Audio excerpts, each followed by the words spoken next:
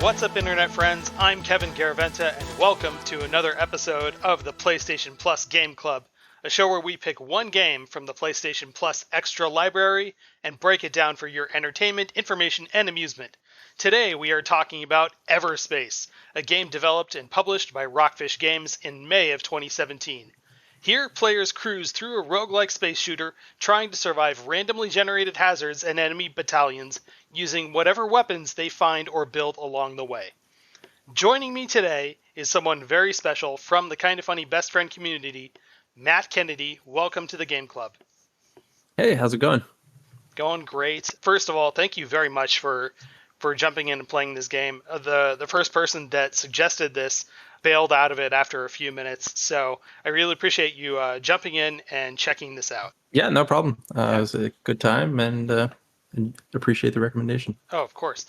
And also, someone very close to me who I share a long gaming history with, Tim Garaventa. Welcome. And who am I? Tim Garaventa. I'm your younger brother. I didn't get the special, but yeah, I'm your younger brother, and I definitely feel like a younger brother right here. Going back into the games, playing with you. This was a great experience, so I'm excited to be here. This is great. As soon as I started playing this, I thought to myself, I should send this to Tim because it reminds me of an old game that we had on, I think on our PC way back in like the late 90s called Free Space 2. If you remember that, like this one really made me think of those days where we were playing that together. And it really did. I had to share it with you. So really glad you're here too. I appreciate you sharing it with me. It really did take me back to Free Space 2, just with kind of like how you just felt like a tiny little speck in this huge, big, vast universe, which we're going to get into. Oh, absolutely. Absolutely. But before we start our trip through Everspace, is there anything you want to plug or promote? I'm also doing a podcast. It's started out as just a project just so I could learn how to do it because I'm a teacher, and I'm trying to encourage my students to use more technology in the classroom. So my neighbor who is into film and production mentioned that he wanted to do one too so that he could kind of learn the ropes. So we started one, and it's called Break It Down with Rick and Tim. So what do you guys talk about on Break It Down? Random stuff. Honestly, for me, I created it to be kind of an instructional video, not necessarily an instructional video in and of itself, but more of something that I could use in my classroom. But it kind of morphed into this more, we're just kind of talking about what's going on in the world and wasting time, really. Like I said, nonsense.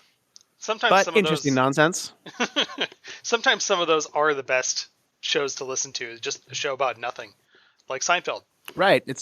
Exactly. That's kind of what came to mind, and it's very close to it. Awesome.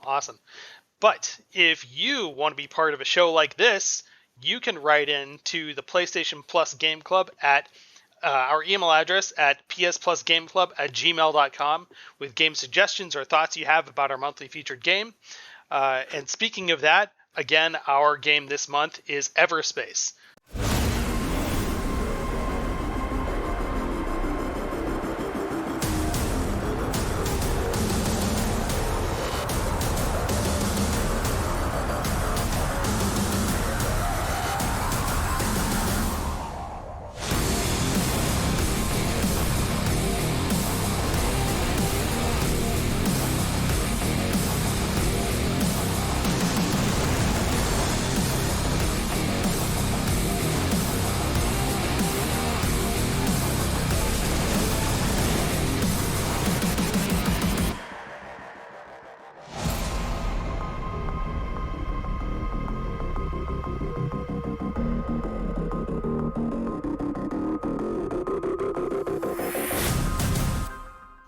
All right, I'm excited. First of all, I think it would be a really good idea to define what a roguelike is, because that's sort of the core structure of this game. Have either of you played a roguelike before? I know, Matt, you had mentioned a few minutes before we started that you're playing another one right now. But a roguelike is, for anyone listening that doesn't know, is where levels are randomly generated through a set that the game has, and you never know what you're really going to run into when you play a stage. And you can pick up any number of random weapons and fight any number of random enemies, and it's never the same twice. And if you end up getting killed, blown up, or like failing a level, you get sent back to the very beginning of the game, and you have to start your run all over again. You know, what kind of roguelikes have you played before, and do you generally like them? Yeah, I'm kind of recently got into roguelikes actually. So I think my first one this past summer I got into was Dead Cells. Really enjoyed Dead Cells. Dead Cells is great if you haven't played it. And then when they launched the PlayStation Plus extra library, I jumped into Returnal, and I really enjoyed that. I almost jumped off, kind of had trouble getting over the hump. But once I did and really found my rhythm with that game, really enjoyed Returnal. Yeah. I've found that like whenever I try and play roguelike, I often get very discouraged by like a death or a failure because I get sent back to the beginning and I lose a ton of progress. And Yeah. I really have to push through that disappointment and just be like, all right, well, I got to try again. And I just get so frustrated that I lost a lot of stuff that I liked using, or I got so close and then like have to go all the way back to the start. Tim, Yeah, absolutely. Tim, do you have any experience with roguelikes? Yeah, I do. You know that when the Windows, or is it Google, I think, is having trouble connecting to the internet, they give that little dinosaur. Yeah. And you have to run and jump over the things and all that shit. That's my last experience with it. And honestly, I experienced that one a lot because at school, kids are always playing that, and I always give them challenges. And I work it in, and it's great. I love that because you just get part of the thing is you can pick it up and you can play and you can do a run, and afterwards, when you die, you can just kind of relax and be like, whew, in a sense. And you can move on. That's the joy of this game. Yeah, I think. It so also, far. it also makes like this kind of structure makes those really good runs feel very exhilarating. Like you just accomplished something huge, and right. it feels great to do that. And you get progress still when you do a run. It's not like you don't get nothing for it. Yeah, and that's the difference though between roguelikes and roguelites. And the term like roguelite has come about after roguelikes started to get made, and then some games that were roguelikes started to implement progress that you could save permanently once you finished a run. Like in this game, it is a roguelite because you get to upgrade your ship after you get blown up, and you still get to keep all the money that you collected, but your upgrades start at your next run, and you can then get a little bit further with like better hull points or more shield or more weapon damage, whatever. And it makes it slightly easier the more you play, but at first it is punishingly hard. Right. Yeah. So the difference between the two is, like, for example, my dinosaur game, that you start over at the beginning with nothing and you can't upgrade. That's a roguelite. That's roguelite. And then yours, the Everspace, roguelite. That's right. Because that's right. you LIK. Yeah. LIK has no, or LIKE, excuse me, has no progress saved. And an example of that is like the Binding of Isaac. And that just unlocks more weapons that you might find in your next run. But no matter what, you always start out with 3 hearts in your health. That's it. But this one, it's like, after you play a couple of times, you're going to have a better ship, or you might have money to buy a new ship like you can in this game. So there are some differences, and that's what I think makes roguelites a bit easier to play, because it does feel like you have some sort of progress, even if you do have a failure. Okay.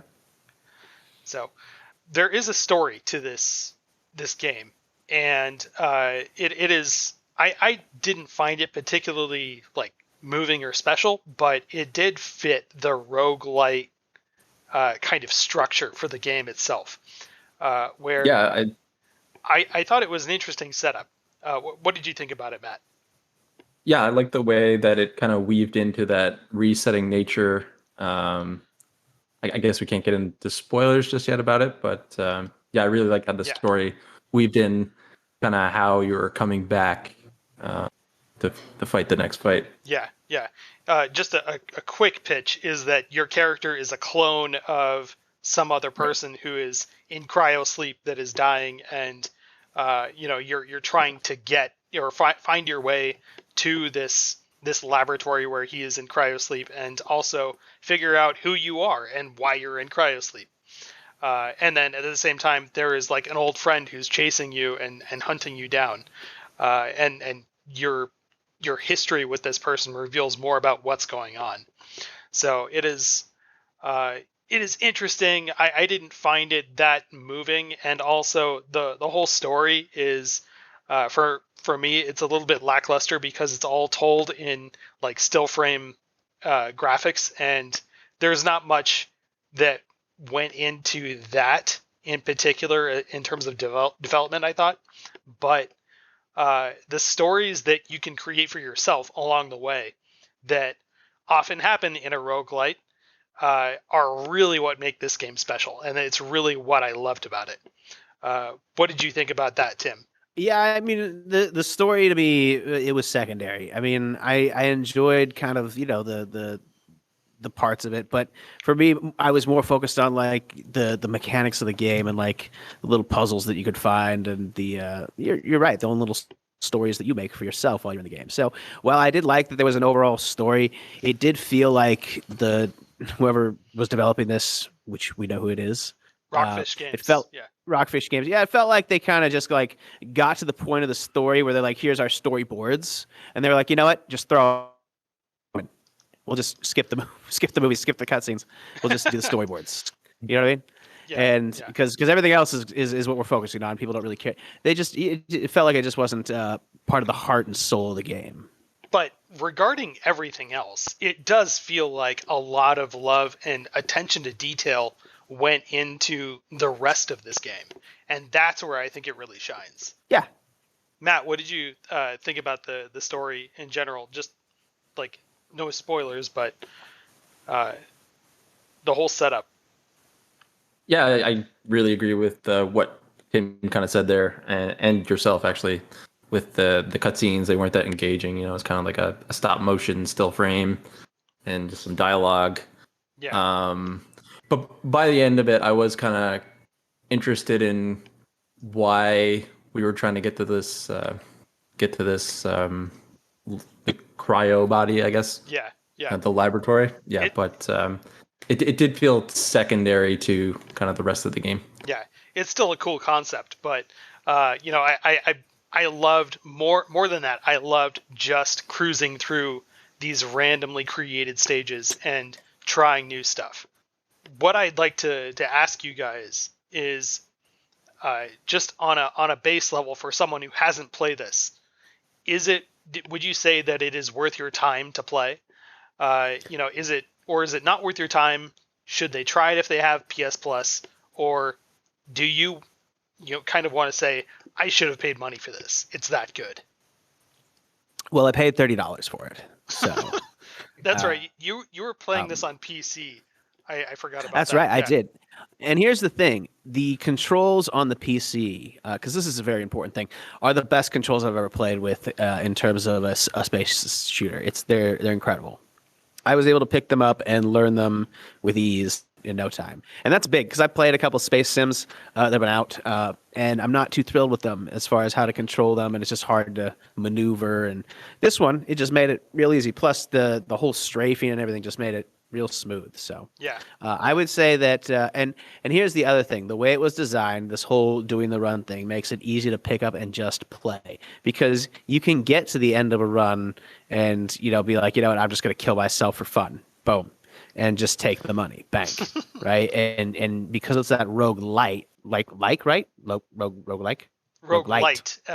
Because it's the rogue-lite, yeah, right? You don't have to feel bad for killing yourself. Yeah, because of that's course. kind of how I would end all of my runs, which is why I didn't make it very far. Is what I discovered before I discovered the goal of the game. Because like, oh, this is fun. Boom, there Yeah. I go. And I made some money, so I was buying my upgrades and stuff, which is great. I love that you can do that about this because here's the other thing: I'm a father of two, and I have very little time to play, so I can pick up my computer and play for like an hour maybe at a time before I'm exhausted and want to go to bed. But or during nap time, I've got 2 hours where I can pick up this game and play, and I can do that, and that's the best part about it, Yeah.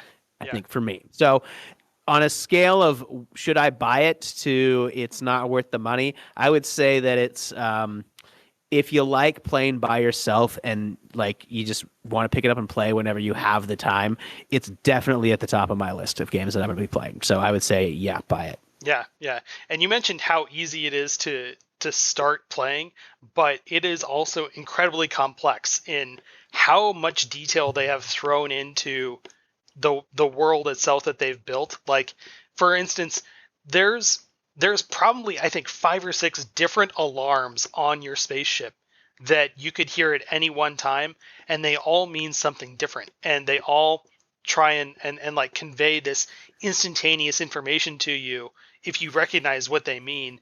But there's a ton of stuff in there for you to learn, but you don't necessarily have to spend time learning just how to move around and stuff. It's very intuitive. That's Can one I thing that can I I say something along with that? yeah. Because I agree. I think that it's very complicated, but here's the thing. Here's the difference: is you discover that along the way, right? It's not one of those things where you have to learn everything all at once and you go through this really long, intensive tutorial, or that there's too much stuff that you're like, okay, I don't have the time to grind out all these mechanics. Yeah, they're intuitive enough that yeah, you're gonna hear the alarms, but it's gonna condition you. Okay, that's the alarm for the incoming enemy, and this is the one for there's a black hole, and this is the one for, pirates or whatever. Yeah, yeah, and then like the same goes for like crafting and building and upgrading. Like you might not have to learn that until maybe like Sector 2 or something, but it's there for you to easily just notice and say, oh, I can craft stuff, or oh, I can upgrade this gun. That's great, but it doesn't get in your way. It doesn't force you to learn this kind of thing. So that's one Right. thing I really loved Right. about it. Matt, what do you think? How would you rate it between, worth your time or not worth your time? Try it if you have PS Plus. I should have paid money for it. What do you think? In my opinion, I would say try to have PlayStation Plus, especially if you're kind of in the space games. Yeah, I think what Tim said about kind of the movement and stuff, it does really nail it. I did find it was a bit of a learning curve for me at the beginning. Maybe it was just a bit different between that and the combat. Yeah. But once I got the hang of it after a couple runs, I think it's really really well done. Yeah. But yeah, I don't know that I would have paid money for it. Maybe $5-10. A 10 to 15 hour experience. Hmm. But I would definitely say yeah, try it if you have PS Plus. Yeah. Yeah. Flying in it is like it either it sticks with you right away or you really kind of have to get used to it. And the first person that suggested we play this game and then bailed on it, he couldn't really get into it because he said there's no floor for me to orient myself. I can't stand flying around in open space like this.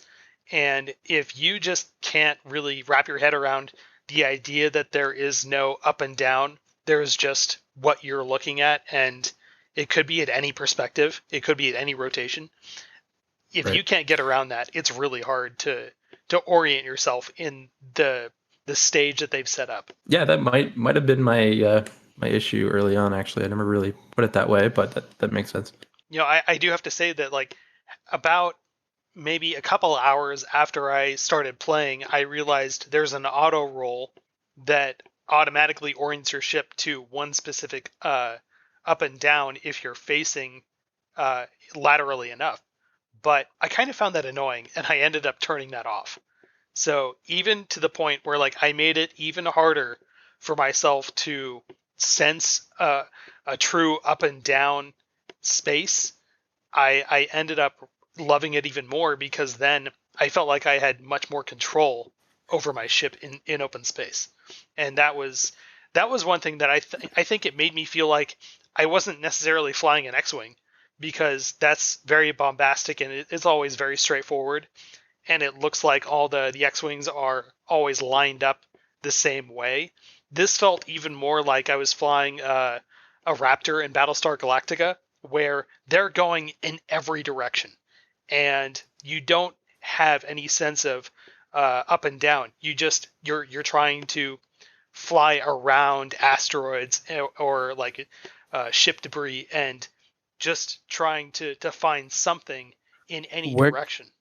we're gonna talk about this when it gets to like space combat, but I have to agree with you. I loved the feel of the open space. I maybe I'm opposite, maybe I'm weird, maybe I'm just strange, but I felt like I was swimming once I learned the controls and how to pitch and yaw and all that stuff, because it's all right there with your hand. You know, you just go up with the E and the Q to just like, you know, turn and stuff like that, and then with the whole strafing and so like my favorite gun that we're gonna talk about, but you would roll right past the enemy and you could just turn to the side, and as they went by, just boom, hit them as they went, and that was one of the most satisfying feelings ever. And and you turn around and you just fly by each other, but you'd be facing each other, and that was the great part about this game, is because you did feel like it was Battlestar Galactica, where everybody was just kind of turning and pitching and yawing, but still flying through the air at all these crazy angles and stuff. Yeah, dodging It was shots. chaos.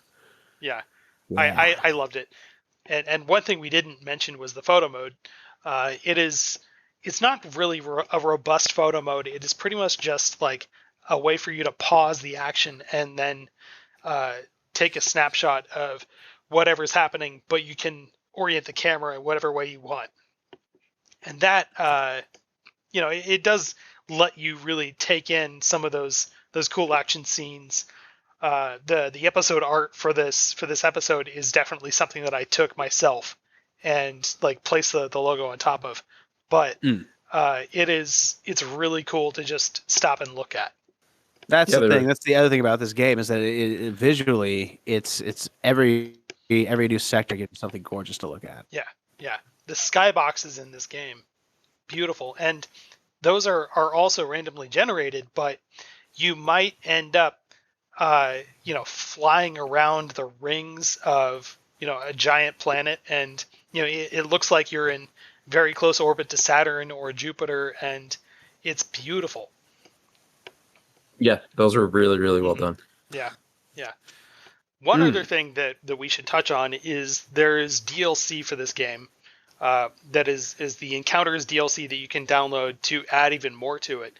And I don't necessarily like recommending people get DLC to make the game feel more complete, but in this case, I really did feel like it made a good game even better, because it filled out that open space even more, with more enemies to fight, some more allies to find and help you out, more traders, more weapons. You originally start with 3 ships to choose from. You only have one that you can fly, and then you have to buy the other 2. But then the DLC adds a 4th ship that feels like your first ship, but with different abilities, and it's really cool too. You get some new weapons as well that I feel like really catered to my playstyle and made the game feel a lot easier for me. But it really did feel like it filled out that space even more, and it blends in really well with the rest of the game, to a point where I'm not entirely sure what's part of the DLC and what is just the base game. So when we get to the spoiler section later, and I ask you if you've run into this thing or that thing, I'm not entirely sure if it was available to you if you didn't have the DLC. But that's how good it integrates itself into the game. So I highly recommend that if you've got this game and you've tried it out for a couple hours and like the feel of the space, the shooting and the flying, and you want to play even more of it, get the DLC, because it is great. It adds a lot of really cool stuff in there, and hopefully you guys have run into some of that stuff too. But it created some. I think it created some wild stuff for my game. So before we get into spoilers, one more thing, just as a fun thing. If you were taking a road trip through space what music are you bringing with you? I think Guardians of the Galaxy kind of ruined me there. I feel like whenever I think of space now, it's like 80s rock. So yeah, I don't know, maybe some Aha. That's a good one. Yeah, I was gonna say Meatball's Bad at Hell. Or Meatloaf. Meatball, Meatloaf, same thing. Yeah. When I was playing this, after a while, after I'd finished the story, I started doing more runs because I just wanted to like cruise around and find other stuff to do, and I started to listen to some music by Dynatron, and that music, like it is all instrumental stuff, but it is like just one guy creating what sounds like music out of a 1970s sci-fi movie, and it is perfect for cruising the galaxy among like other like random planets and just taking in a gorgeous view and relaxing, even though sometimes the gameplay in this game is not relaxing at all. It is still just beautiful to sit there and look at and have this music playing at the same time. So I think that one pairs really well. If you've got Spotify, look up Dynatron and then start playing this game. So I think Dynatron is a great pick for that. Also, like I love synthwave, and this kind of relates to it. So of course I would stumble upon this guy eventually, but that would be my pick for road trip music through space. But the reason why we are saving like our full on spoiler talk for the majority of this episode is because with a roguelike, generally the stuff that you run into is a surprise, and that's what makes it really special. But it's also random. So if someone starts playing this game, they might not run into the stuff that we are about to talk about. But if you do, it is a fun surprise to see that kind of thing happen or that kind of thing appear. But it's not a terrible spoiler for us to tell you like there are black holes out there that you run into or a lightning storm. It's just that the stuff that happens with the story is it can kind of be a spoiler, and then the stuff that happens in between those story beats that we just happen to run into are really special and might be a big surprise. So if you do want to go play this game without having some of those surprises spoiled for you, go ahead and pause the show after we warn you about spoilers. But there are some great stories that I have to tell myself, and I hope you guys too. But I don't know about great ones, but I've got a couple funny ones, couple whoopsie doodles. Sure. Yeah. I've got some good stories. Yeah. But before we start talking about spoilers for Everspace, we do want to talk about the next game that we have coming up next month. And next month we will be taking a different kind of trip with Tetris Effect. That is going to be our next game for the month. And hope you look forward to that game in April. If you have the chance, give that a try. Very ethereal and interesting game to talk about. So I'm looking forward to that one. But here we go, spoilers for Everspace.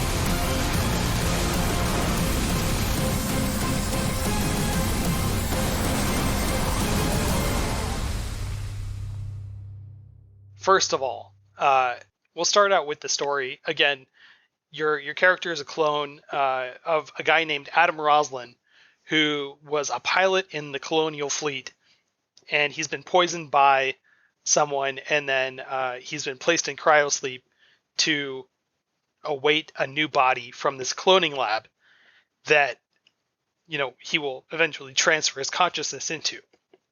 However, since he's like just sleeping there, your clone who you play as is just flying through space and trying to get across this sort of no man's land of a battlefield that is plagued by what are called the Okar, like I guess they're like Okar forces or like an Okar alien race, and there was a war between them, and now like the war is over, and this is a no man's land that you're trying to fight your way through and get to safety. Did you guys like gather that from the beginning of the game? Like that's how the first few stages progress, and like you get pieces of that story as you go.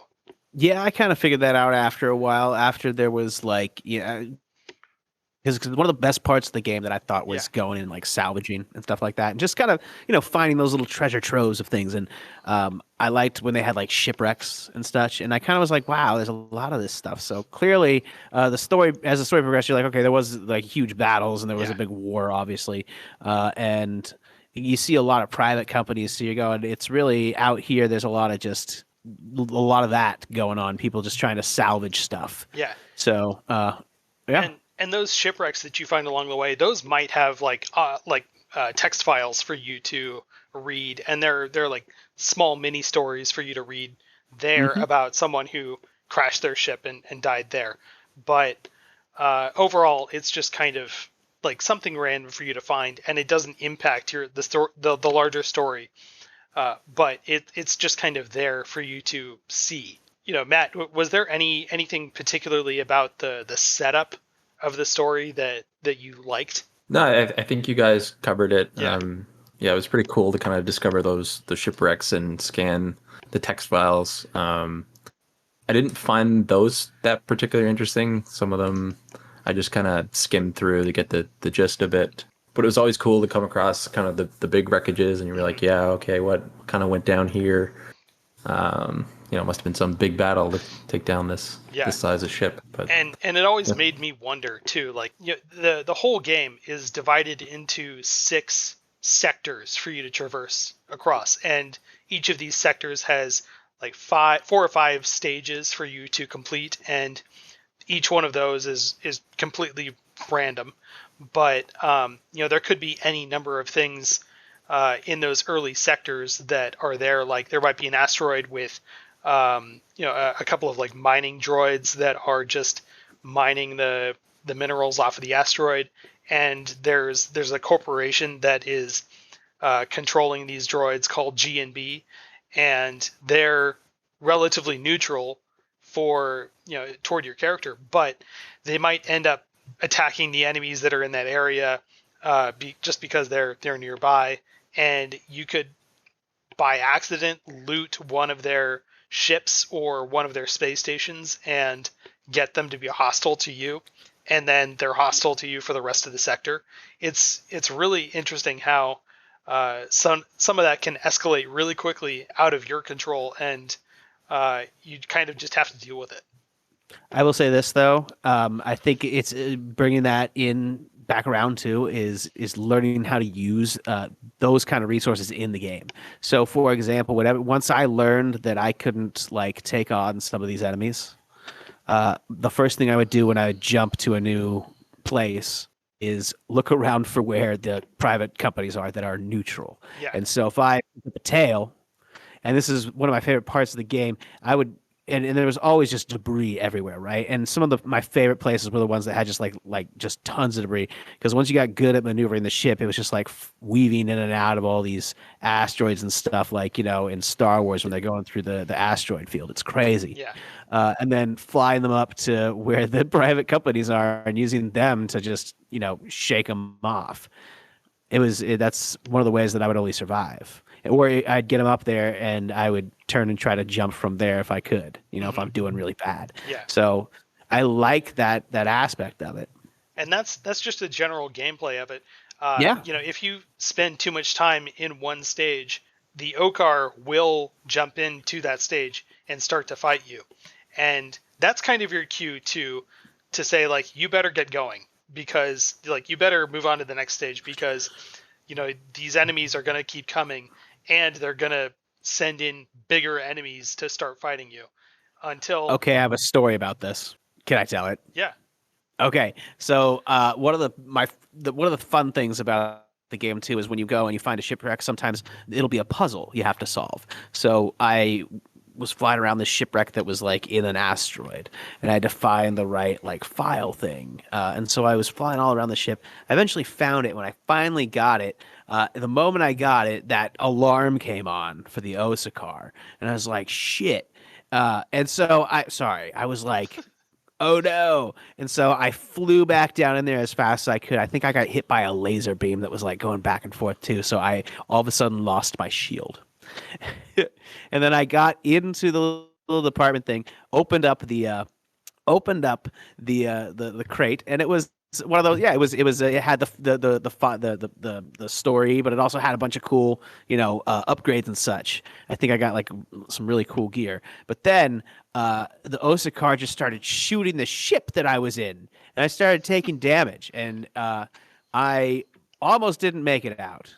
Uh, but I managed to see the jump through the exit, and I got in line with it and managed to jump out of the ship, basically, and into safety. It was a very close call. You did like an I internal was very ship. much surrounded. You did like a jump from the ship internally because you could see the beacon outside. And as long as you could align yourself without an obstruction, you can visually see it. You made the jump. Kinda. What I did was this. So one of the things that and this was the cool part. One of the things that I had picked up was the thing that slows the time, right? Yeah. And it gives you a little. So I was able to hit that as I boosted out, facing it. And the moment I got out, because I don't think it allows you to jump out like within the ship, but I lined myself up and poof, out I went, and I could all the energy weapons were flying and just barely missing me, but it allowed me time to line up and boost myself out and hit that slowdown and make it out of the ship and jump. So it was very much a close call. Yeah. Yeah. There is a challenge. Like that before you start, the game lists out a bunch of challenges that you can do. And one of them is to jump out of a sector or a stage that has battle cruisers in it. And those are the biggest enemy that they will send at you before, like if you wait around in the Okar alarm going off, if you wait around for too long with that going off, they will send these. First, they'll send in more fighters. Then they'll send in corvettes that are like bigger ships that have big weapons on them. And even if you are able to either survive or take them down, and you're still in the stage, they will send in these giant battle cruisers that have beam weapons on them. And these lasers, they took me out. Even when I tried to escape the sector and make the jump, they started shooting me and making my ship shake so bad that I lost track of the jump beacon and I could not escape. That's how bad it is. But there was one way to get that challenge done, and that was to use the insta jump. So, Matt, did you use the insta jump at all? No, I wasn't really good in this game or particularly any games at kind of using consumables. It's always like, I'll save this for when I might need it later, and then that ends up not happening because you die and you don't get to take the consumables when you die. Yeah. So yeah, I would say I didn't pick it up that often, but there was probably like an instance or two where I should have used it and I didn't use it, kind of similar to Tim's story. I'm in scavenging a ship, but it turns out I'm running out of time, and I probably could have used it to save a good bit of health to get out of there. Yeah. That I think that was the only time that I actually felt like I really needed to use it, because any other time I felt like I would say, I could take care of this, I can handle this, and then I get blown out of the sky. I would never instantly think like, oh, I can just get out of this situation right away using the insta jump.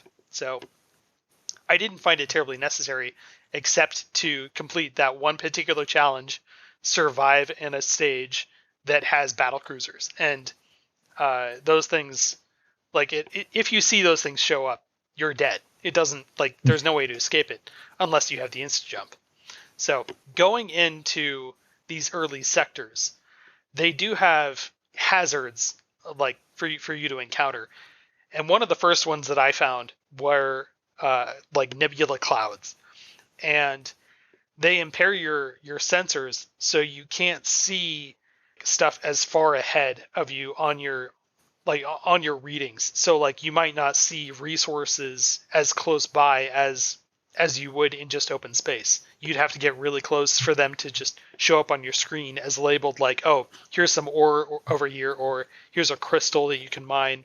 You have to get really close to these things to actually see them when there's nebula clouds in your sector. And seeing them for the first time, I thought like, well, this is really cool. And then I got frustrated. Matt, what was your first hazard that you encountered? The first hazard I think I encountered was the electrical storm. So the electrical storm damages your shields only, kind of periodically. And yeah, hazards that kind of make you take damage I find are super annoying. But once I moved on to that second ship that doesn't actually have a shield, that's just straight health. Yeah. They didn't really bother me because I wasn't actually taking damage. But yeah, that first electrical storm I ran into, I was in that base ship, and I was just like, yeah, get me out of here. I've had enough of this. Yeah. So I ran into one of those sectors, and I was like, oh no, like this is gonna suck. I need to get out of here as fast as I can. And I started getting attacked by a squadron, and then I realized, wait a second, I'm in a gunship. Gunships don't have shields. And so I just waited for a second while they got struck by lightning, and then they didn't have shields anymore, and I shot them in like 2 or 3 hits, and that was it. yeah, never thought of that, using it to your advantage against the enemies, but Yeah, cool. it's pretty ridiculous. Tim, any experience with the electrical storm? Yeah, that was my first actual thing, and it was funny because it was right as I jumped into the Sector 3 for the first time, and it was right before I died almost immediately afterwards. So I went up to the electrical storm and I went into it and I hit by lightning once, and I was like it zapped me like I hit an electrical wall or something, and I just kind of was like, fuck this, and I just turned out, and then I got attacked by some rocket, Yeah, and died. So that was my experience with the electrical storm. I was like, I'm having nothing to do with this. yeah, So, yeah. And there's an entire stage could be enveloped in an electrical storm, and that's where it gets really annoying. Where it's like if you're flying with either a scout or the interceptor, your shield is going to be nothing in there, and it's really... What I was going to say also is that the thing too is that some of these when you go into these sectors, some of these stages within the sectors are so big, and what I realized is that when you get there, there's a time limit on how much time they're going to let you hang around. So you kind of have to decide, is that worth exploring, or do I want to go off and fly this way for a while and see what else comes up? Because I've gotten to a point where oh my god, here come the Osakar, and they're oh, but I missed that whole area over there. I could have spent some time. So there is that you have to consider too. So yeah, if you end up just kind of dawdling around and not really exploring anything, and then you try and make the most of the stage you're in, eventually they're going to catch up to you and force you out of the stage no matter what. So the electrical storm, I think, was one of the easier hazards to kind of get you used to the idea that there is more out here than just enemies to fight. There's other stuff out here that can really screw you up. Matt, anything else about the electrical storm? Yeah, I just wanted to add, when I ran into that electrical storm for the first time, I believe I spawned immediately into it. So I just kind of assumed that the hazard was that whole area. So I was going to be losing my shield the whole time, but in reality, it's just kind of an area of that space. So there's a way you can actually get around and avoid these hazards. Yeah. And then Tim, you said right afterwards you got hit by a rocket, and that was one of those things that when I was talking to you earlier about this game, that was something that I was trying to warn you about, where there are different turrets in this game that you can shoot at you. There's a Gatling turret that shoots a Gatling gun at you. There's a rocket turret that will shoot rockets, and those are small light missiles. But if a missile silo gets its eyes on you and shoots a missile at you, those things are terrifying because of the alarm that goes off to warn you that you have a missile attacking you.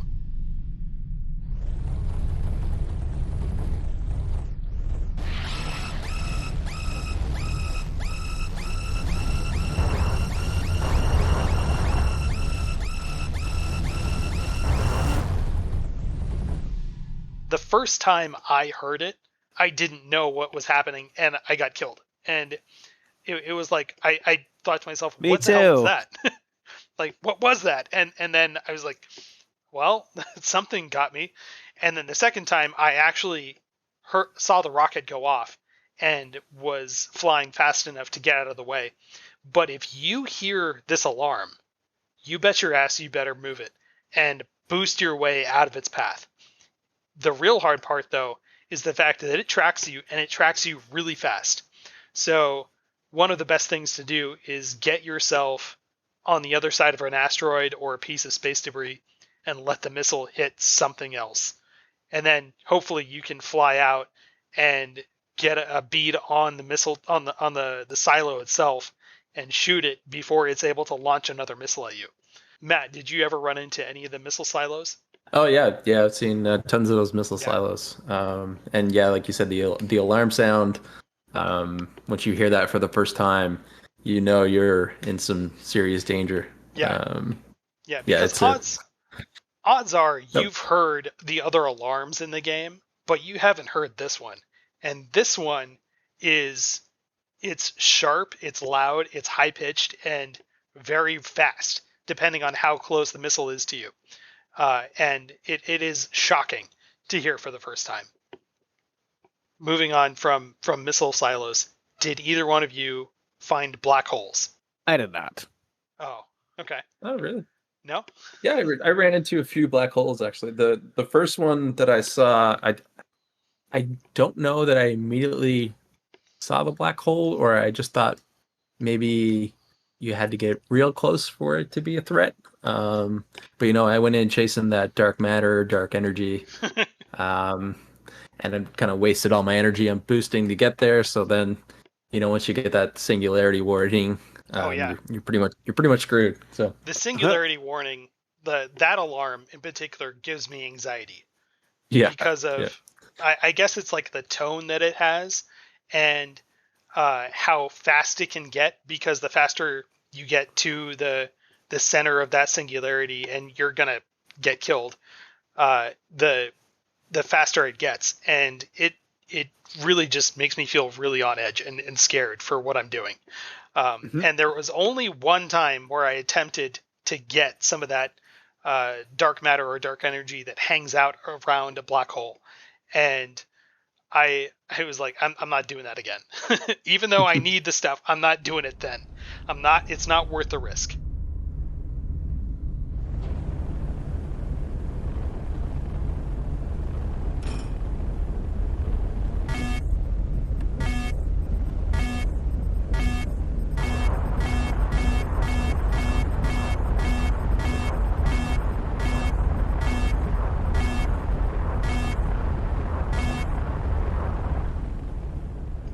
Yeah, I found myself going in with the MK3. I can't remember the name of the device, but it allows you to pick up materials from 700 meters away. Oh yeah, yeah. Even that, like you still get the singularity warning within that range. So it's kind of Can like you you said, insta anxiety jump out of it? boosting. Just out of curiosity. That's a good question. Maybe like in theory, I think you could, but Yeah. that would have to be the last thing you do in the stage. That's true. Yeah. That is true. But that's a great way around it. What's really funny about this is that you can goad other enemies into just drifting into the black hole. There was one time when I was fighting a Corvette that was in the area, and I just didn't feel like I was doing the damage to it. So I turned and went around a black hole and got it to try and chase me. It got caught in the black hole's pull and couldn't escape and drifted into the singularity. The only downside to that is that I couldn't salvage any of the resources that came off of it, but still it took care of the threat. And I was like, well, I guess that's one way to do it. occasionally you'll get ships spawning in the area that are getting attacked by enemies, and they will ask for your help, and you can help them out for a monetary reward, which is great. And but you do have to take out the enemies for them before they get shot down. And this thing was getting chased by enemies and just happened to fly into the black hole's pole and got sucked into it. And I thought, like, well, sorry, bro. I mean, I was going to help you out, but there you go. Yeah. So, again, like, the black holes themselves they're just scary because of that noise that the alarm makes. And then the sense that the closer you get to it, when you're in its pole, the more your screen kind of shakes because your ship can't like get a hold of its own inertia dampeners, and gravity, it's wreaking havoc on you. And then your screen starts to go darker and darker the closer you get to it. So it is creepy, I think, but beautiful at the same time. It reminds me of the black holes from the movie Interstellar, where they really made them great to look at, but they're terrifying at the same time. Those are all things that you might run into up to like Sector 3. And then when you get to Sector 4 and on, you could see those again, but there's other stuff that comes into the mix as well. The character Seth is someone that's been chasing Adam Roslin for a while. They used to be friends. He starts to show up and attack you, and he starts to confront you and argue with you about who you are. And this is where the story starts to unfold a little bit more, and you start to figure out like who this guy really is. And Seth, I guess, was like your partner at some point, and both of you were involved in this cloning program, which was illegal, and he wants revenge for exposing this program and like getting him sent to prison, I guess. The story wasn't clear for me at this point, but Matt, do you have any other insight to this point of interacting with Seth? Yeah, I was a bit murky on kind of the details there as well. But I believe he was like in favor of this cloning program, whereas you were against it. So that was kind of some tension. Yeah, yeah. But the first time that I ran into Seth, actually, it was kind of one of my war stories. I was actually having a really good run, so I had a good kick going, and I kind of melted him in terms of damage, and then all of a sudden I got swarmed by like an unrelentless amount of help, and it's kind of a frustrating way to end a good run. Yeah, yeah. It seemed like that kind of encounter, which was almost scripted. Like, it doesn't matter what you were doing, your run was going to end at that point. Like, the game intended it for you to end there. And that's what some roguelikes do, where they just say, no matter what, no matter how good you're doing, we're going to kill you now. And because that's part of the progression of the story. And again, like, that's really frustrating, but it's a nature of the design of the game. And you just kind of have to be able to pick yourself up after those terrible defeats and keep going. I kind of like that it does that. and I think it comes back to making the game one of those games where you don't have to pick up and play it for 8 hours at a time. Yeah. Right?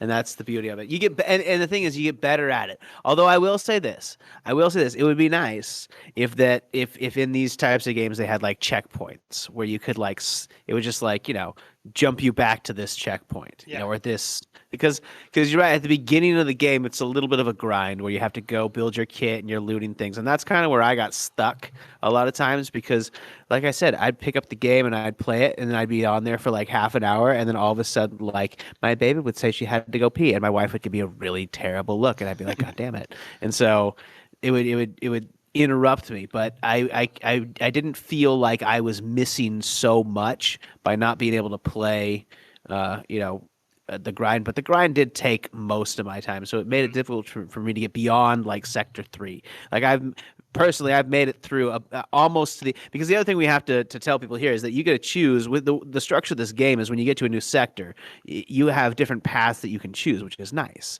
So you get some choice, and it's like 3 or 4 different like levels, or 4 or 5 maybe, and I would get to those points, and I felt like I would be satisfied with how far I got, and I like that the game, sets you back, so it doesn't feel like you're getting too far behind in terms of the story progression, if that makes sense. Yeah, but those choices that you can make, they only give you a rough idea of what's ahead. There's like they don't give you any idea of what's ahead, really. There's like it's just a matter of chance. There's like a risk level of like it's either gray, yellow, or red, and that's how intense the risk is going to be for like what's ahead.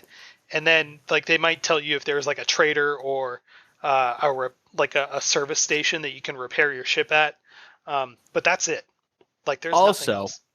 Also important to note that in this game, there are difficulty levels that you can choose, and I like how they set it up because it doesn't make you feel bad for taking the lesser one. It gets you 25% less cash, but they say we don't focus mostly on combat, it's more trade and economy, and that's kind of where I found fun in the game. Yeah, but then when you start to get to Sector 4, you might run into ancients, which are, I guess, like they're like drones or machines that are from an ancient alien race that are around, and they let you unlock new upgrades. And like one of these upgrades lets you start in Sector 2 instead of Sector 1. So you pretty much get to skip an entire level. But these ancient fights are one of the hardest things that I found in the game, and I often tried to skip because they were so hard. Like Matt, what did you think about these ancient fights? Yeah, they're interesting. It's kind of a really different enemy from the rest of the game. It's kind of leads to a bit of a shock factor when you run into it for the first time. In terms of the actual fights, though, I don't think I had trouble with any of them. It was kind of the aftermath when you kill it and it leaves a black hole behind. I found a couple instances where I have to try and kind of manage how close I am when I kill it, because once it goes down, it's going to suck me in and kill me. And that, I remember one particular instance where that happened. So I ran a lot of drones and turrets on the ship. That's kind of my style. But they kind of blind you. There's like a blinding effect, so you can't see what's going on. And within that blinding effect, the ancient died. So I didn't really know where I was in relation to the ancient, and I got absolutely screwed. They also can teleport, which is even more frustrating. To give you an idea of what these look like, they're just like this black ball that is enveloped in an orange ring of fire. And so it looks like you're looking at an eclipse the whole time. But it is like this black ball, and then it shoots out homing rockets that in like a daisy pattern all around it. And then they all turn, when they spread out, they then turn and all come toward you. And I had no idea what I was going to do the first time I encountered this. But like one thing that does also show up in the game are service stations, and I think these are part of the DLC. But what you can do is fly up to these space stations, and they're not powered on, and you have to fly around them and hit like 7 different points within a few seconds to then power them up and unlock an upgrade, and then unlock like this repair field that you can fly through and use to repair your ship. One of those was placed in the same stage that an ancient was in. And as I was fighting the ancient, I caught a glimpse of the space station and realized I need to repair my ship, and I can probably, if I can repair my ship, I might be able to take this thing down. And I think this was the first time I killed one. But I ended up flying to the space station while the ancient drone was chasing me and shooting rockets. And I was using the station itself as cover, which isn't very good because it is mostly just like this frame of a space station that you're flying around. And then you have to hit all these like 7 different generators to then power it up. And while I'm zooming around trying to power them up and find them on the space station, it's still shooting rockets. And I'm still dodging them. And then my next strategy for that was, okay, I've gotten my ship repaired and I'm still fighting it. The best way to dodge these missiles is to rush the Ancient. And instead of letting them like sit there and home in towards me, you boost yourself toward the drone and the missiles can't lock onto you because like they're not curving sharply enough to lock onto you. That's a great strategy, until it dies and you're right next to a black hole. And suddenly it dies and you have to turn around and boost away. And that's, again, it's like really scary because all of a sudden the black hole alarm's going off and you have to get out of there. Yeah, the missiles sort of like accelerate. They start off slowly, but they accelerate. So, once it shoots it off, you have a bit of a window to kind of boost towards the Ancient. And like we said, you gotta kind of budget your boost to make sure if you're gonna kill it on that run, like towards it, that you have enough boost that you can get away. It wasn't until later that I realized it is all made up of shield energy, which means it is vulnerable to shield breaker missiles and any weapon that is really good against a shield. And that is good to know. One of the first things I did when I realized that, I was like, oh, I've got 10 shield breaker missiles. Just fire all of them off and it dies right away. I couldn't believe it. So then I fought an Ancient, and what you can do is, like, when you kill it, you can go inside this giant structure that it floats around, and you unlock a special upgrade that is now permanent for your ship, and you can install it on your ship at the start of the next run. And then it also opens up a portal that lets you skip to the next sector, no matter what stage you're on. So you can like start in Sector 4, and even if this is your first stage in Sector 4, you skip to Sector 5. That's it. Doesn't matter. Wow. And that's one way that I started to make my way through these sectors really fast. And at one point on one run, I killed an Ancient in Sector 4, took that skip, and the stage I dropped in Sector 5 had an Ancient. So I said, all right, let's fight another one. And fought that one, and then got inside and took the level skip to Sector 6. And then got killed in Sector 6 because I was not powerful enough and not prepared. But eventually, you get to Sector 7, and you find this lab that Seth confronts you at. You fight him, and he tries to get inside the lab and gets killed by the defenses that are there because they'll only let in your DNA. And then you get instructed to find DNA fragments that are scattered across the rest of space. And so the game, even though you've made it to the end, forces you to restart again and start more runs. Did you make it to Sector 7, Matt? Yeah, I did. I beat the entire game, actually. Okay, yeah. And that fight against Seth, I felt like by now, like after I had upgraded my ship enough and I knew what weapons worked really well for my style, the fight was really easy. Was it for you? Yeah, it's actually kind of forgettable. I wouldn't say I remember it all that well, but I definitely beat it on the first try. I can tell you that, so it must not have been that difficult. Yeah, and then like after this point, Seth won't bother you anymore, and he's permanently dead. But then you start to have to do other runs and collect other like DNA fragments from other clones that now appear in random stages throughout all of these sectors. But as you do more of these runs, you might run into other stuff that shows up. One of the other hazards that I ran into one time was a star proximity zone. Did you ever run into pretty much like you've flown too close to the sun and this stage is burning your ship? Yeah, I ran into a few of those. The first one I ran into wasn't too bad. I think the area was not not very hostile, so I didn't have much trouble kind of hanging around there. But pretty quickly, your ship components start to overheat. Yeah. As if they were damaged. So, And different. yeah, it was kind of.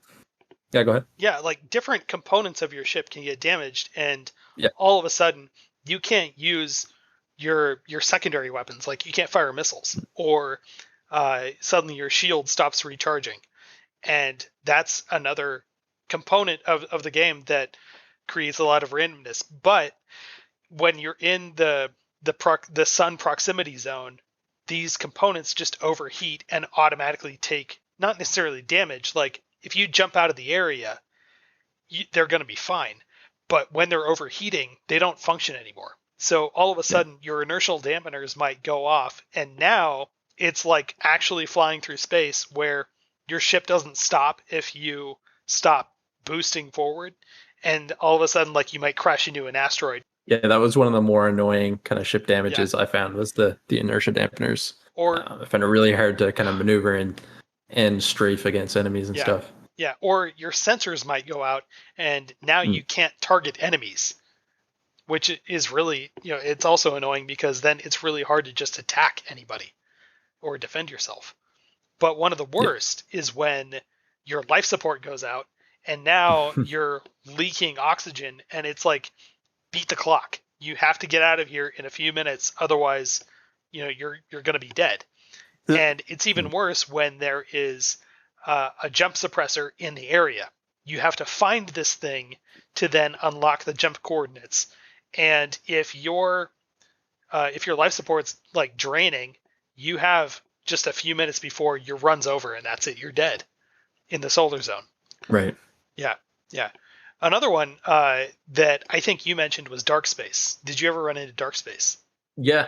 Actually, the first time I ran into I think it's called the gray goo. I looked it up after. It was in dark space, so I had no idea kind of what was going on. It just kind of snuck up on me and messed me up. Yeah, and if it gets close to you, it just starts to corrode your ship, even if you have a shield. Yep. I didn't find those sections other than that too bad because you still have your sensors. But yeah. So it wasn't as annoying as the nebula clouds in that regard. But I found it particularly annoying because I played in a much more visual, like the way I flew, I was much more visually oriented than with my sensors, and this pretty much was like flying through a thunderstorm at night. Did you play in third person or first person? I alternated between the two. Like I felt like early on, I really liked the first person view, not with your cockpit view, because I did feel like the cockpit kind of gets in the way visually, but it's almost like you have a camera on the front of your ship, and that's one way I really like to play. And then I did, during like some of the more heated battles, I liked playing in third person because I felt like I could see more around me. What did you play in? I played in third person for the most part, and that's because I like seeing my ship move. Yeah. Although I will say this, there were a few times where I felt like the ship got in the way, and it kind of got a little annoying. So I was playing, and I was like, I should switch to first person, but then I was like, I can do this, and so I never quite was annoyed enough to switch to first person. But it's something I want to try eventually. Mm-hmm. And Matt, did you play in first person mostly or third person? No, I played in third person. I didn't realize there was a button to switch until a few hours in when I accidentally hit triangle. And then you start to wonder, what did I hit? Yeah. Yeah. But yeah, I think third person was definitely better for those kind of combat situations. For strafe, I have a better aware of kind of where the shots are coming from and being able to strafe. Yeah. So I didn't bother to go with the first person view. Yeah. So going back to like the dark space, to give you more of an idea of this, it's like most of these stages that you jump into, there is some source of light from a nearby star. But in this case, it's like there's a thick nebula that has every now and then a lightning strike going off that illuminates everything just for a second. So it strobes to give you an idea there's an asteroid out there but you really just can barely see in front of you. And you have to rely on your sensors a lot more. This is where I think I got the most scared by something, because I was relying on my sensors here, and it's really hard to see anything. But I also wasn't really paying attention to what these items are that you can pick up out there in space. I just could see that, like, oh, there's something for me to get there. You know, it's like credits, or it's like maybe it's a new weapon, whatever. So I'm flying through dark space and just making my way around, and I see a couple of things that I can pick up way out there. But this is dark space, so all I see are the icons, and I didn't read the label. And I was like, well, I'm going to fly out there and get it. So I boost my way over there, and the singularity alarm starts to go off, and it's fast. I literally shout out, "Oh shit!" and I turn around and get the fuck out of there. And I have no idea how close I was to that, but I was terrified, because I was like, my run is over because of something Right. that I could not see. Because it's How in dark fast space. was it beeping? Jesus. Are you going to see dark space or are you going to see a black hole in dark space? No. But No. I should have been paying attention to that label that says dark energy, because dark energy hangs out around black holes. And I was like, that's it. No. I'm not doing this. I'm jumping out of dark space right away. No way. But there are a couple other things that I only ran into in Sector 6. And did you ever run into a solar storm? Meaning, like, this is a solar flare happening. I did not. Okay. And Matt, did you ever happen upon this where, like, suddenly the sun, like, whatever star in the area would just start spewing radiation? Yeah, I ran into a few of those. Yeah. Those are also really anxiety-inducing. Yeah. Because, like, wherever you are in that stage, you better find something to hide behind. Because, like, these deadly northern lights are just going to start coming from this star. And as beautiful as they are, they're one thing that will just melt your ship right out of the sky. Yeah, I think I came pretty close to dying to one of them, actually. There's absolutely, like, no cover in the entire area, so I just kind of had to jet out. Yeah. The first time I ran into it, I thought to myself, oh man, that star is particularly green. That's a nice one. And then there was like a warning that came up that said like solar flare or something, and it started to like spew out this radiation. And I literally just go, oh hell no, and boosted to the nearest asteroid that I could find.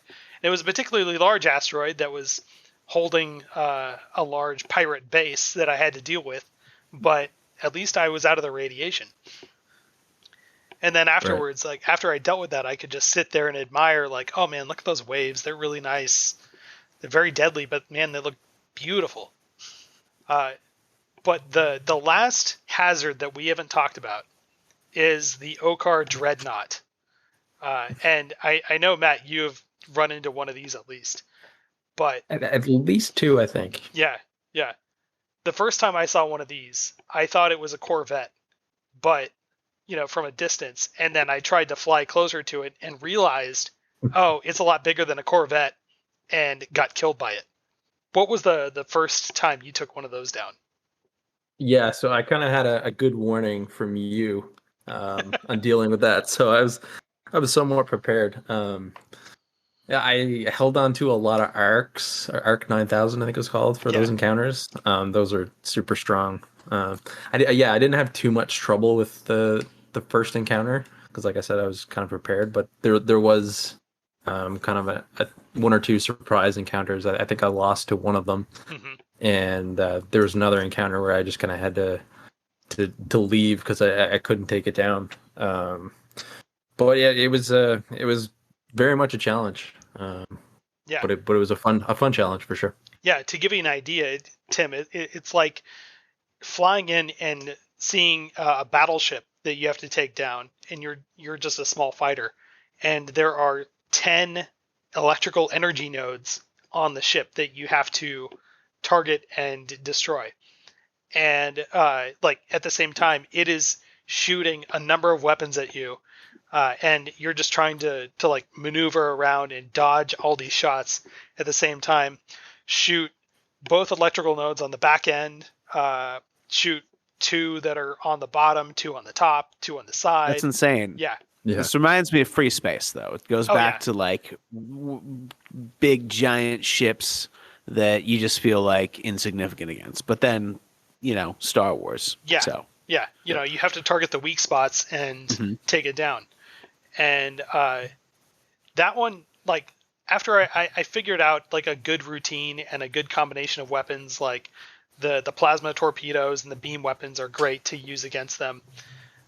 So I got into a good routine of taking care of them, but then there was a sun proximity zone, and there is a dreadnought floating among the asteroids near the sun.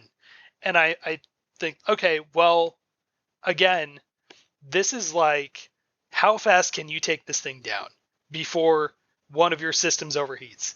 And I got probably half of the electrical nodes before my sensors went out, so I couldn't target anything. Mind you, the dreadnought also has a jump suppressor on it, so you can't jump out of this out of the stage. And I said, like, well, okay, I've got a few more electrical nodes to hit. I got some plasma torpedoes. I'll line up very carefully and shoot those.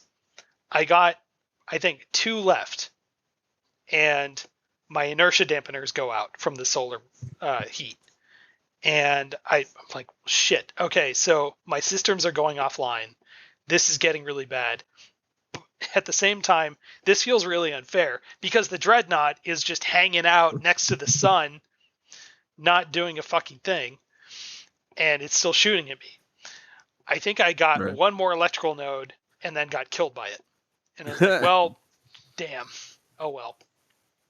Yeah, and you really had to budget your energy for that encounter too, because they shoot out these giant orbs. You have a bit of time to boost out of them, but like I said, you had to budget your energy so that you do have enough that you can boost away, because they do insane amounts of damage. And if you're not paying attention, it can really mess you up.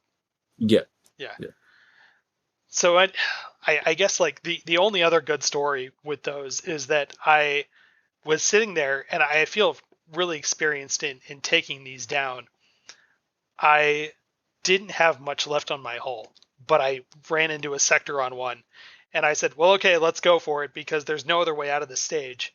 Take it down, and I think I've got about 25% of my hull left after I've repaired everything else on it.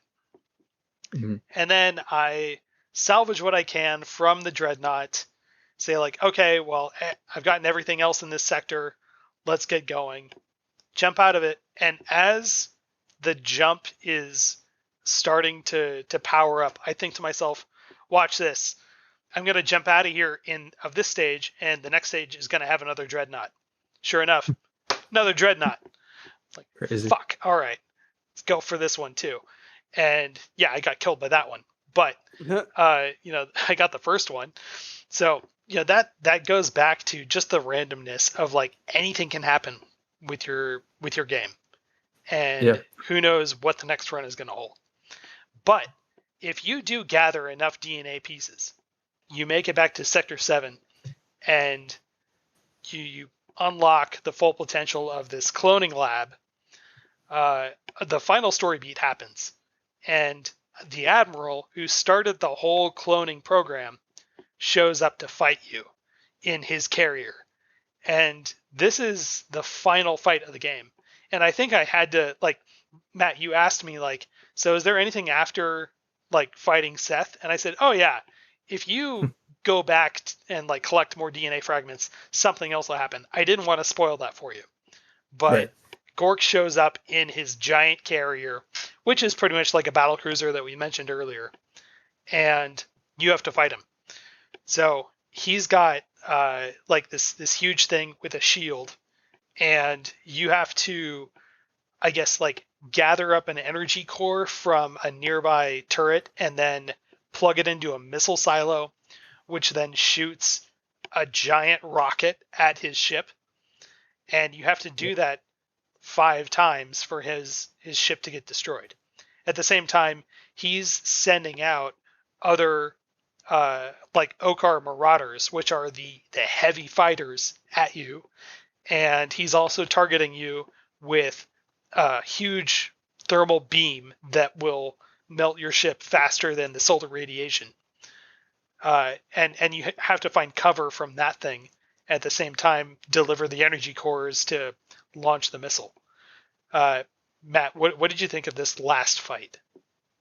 Yeah, I thought it was pretty good. Yeah, kind of the exact same mechanic as those solar flares. Yeah, you have to find cover and just kind of avoid that blast because you will take a lot of damage. What I found was really helpful for me, because you only have like a certain window of launching those missiles from your silo because he's charging up his shield, was to have the device that made you boost really fast. Yeah.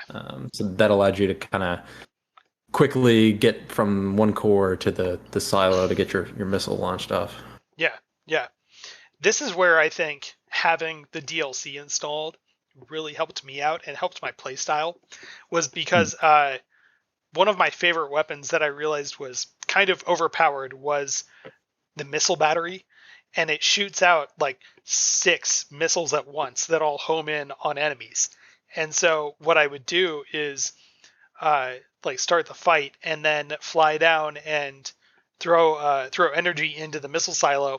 But if I think if any fighters, like more than 2 fighters, started tracking me, I immediately turned around and shot one of those missile batteries, and they would just get blown away, because it's like shooting 10 missiles at once. It's ridiculously overpowered.